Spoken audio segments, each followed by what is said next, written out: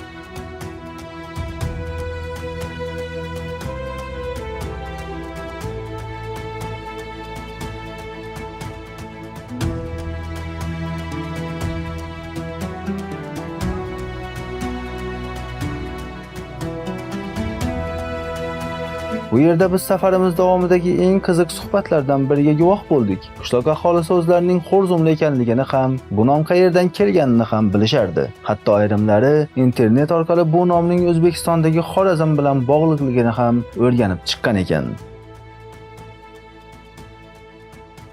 Bizni yana bir joyga boshladi. Xo'rzum yaylasiga. Bu yerda qadimiy qabriston bor edi. Asrlik qabrtoshlar, sallasimon toshlar va eng qizig'i 7 asrlik chinor. Shu chinor ostida avlodlar tarbiyalangan, shu chinor ostida qarorlar qabul qilingan Xo'rzumlilar xotirasi shu chinor ostida yashab kelmoqda. Qishloq aholisi bizni o'z qarindoshlaridek qabul qildilar. Go'yo 8 asrlik ayrilib umuman bo'lmagandek.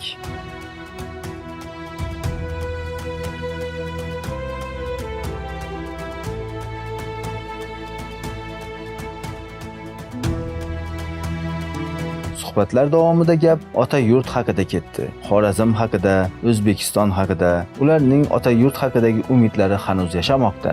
Shunday umidlari bilan ulg'aygan qishloq cho'poni Mehmet ota yurtini ko'rish uchun 3 qo'yning bahridan o'tishga, ularni bo'ri yedi hisoblashga ham tayyor. Ular haqiqatdan ham ota yurtni 8 asrdan keyin bo'lsa ham ko'rishni juda istashadi.